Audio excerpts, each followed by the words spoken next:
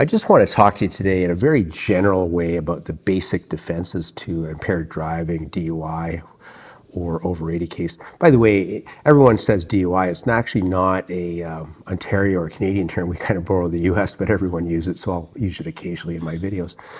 So at its simplest, and I'll just be very general in this video because I could go on for hours literally. There's so many, there'd be hundreds of subtopics to what I'm going to talk about. But the bottom line is defenses can break down in various areas. One is essentially police errors. It's a very technical area, DUI law. The police often make errors in the manner in which they collect evidence, for example, and in which they process the arrest. Problems with the arrest are of reasonable probable grounds, for example. This is what's called a charter issue. You have rights under the Canadian Charter of Rights and Freedoms. Now, another very fertile ground is a breach of the rights to counsel. This happens all the time in impaired driving in over 80 cases, and it results in exclusion of evidence where the breath samples are thrown out, where statements are thrown out, etc. The setup of the intoxilizer is a very fertile area, what happens in the breath room. Once I get the breath room video, I'm able to see if they set up the intoxilizer properly. I'm a breath technician myself. I study the case law as well. I'm a qualified breath technician. So I can determine if they've made an error in this regard. Have they been processed? Are the rights correctly done at all stages?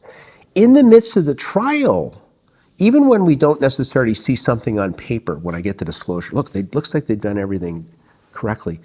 Well, what happens a significant amount of time is at trial, either the prosecutor makes a mistake or the police officer makes a mistake in describing the evidence, in introducing the paperwork, in not producing the correct paperwork, etc. So there's all sorts of technical issues. They break down to police errors, essentially, spontaneous errors in court, constitutional rights breaches, and problems with the intoxilizer or problems with the approved screening device.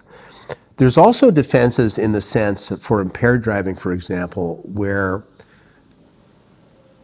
the police have described a manner of driving, a manner of speech being slurred, a manner of walking being unbalanced, where there's valid explanations for those. And to use an extreme example, maybe someone's got a speech impediment constantly. Maybe they had one beer, they've got an odor of alcohol, they slur normally, they've got a artificial leg, and the police didn't know that. I mean, I'm giving you an extreme example, but there's many examples where you can win these cases based on both visual evidence, technical evidence, constitutional rights, the police making mistakes during the arrest, and ultimately either the Crown or the police making a spontaneous error in court. It's always shocking to me how often that occurs, because I plan to go to trial on all these other issues. I filed a charter application. I filed a rights to counsel application, a reasonable probable ground application. Oh, we get to trial. We have a 2-day trial. Doesn't go well. We lose on those things and go. I say to the client, well, we've got another half day. We hope something arises, but it probably won't. Lo and behold, the police officer makes a mistake, or the Crown makes a mistake in filing they don't file the evidence of when the solution was last tested, or that it's been certified by the ministry by a tester. This happens all the time. It's shocking to me how often it happens. 30 years ago, it used to happen on almost every case. They're better trained now, both the Crowns and police, but it still happens. So there's a multitude of defense. There's books written that go on for thousands of pages about this.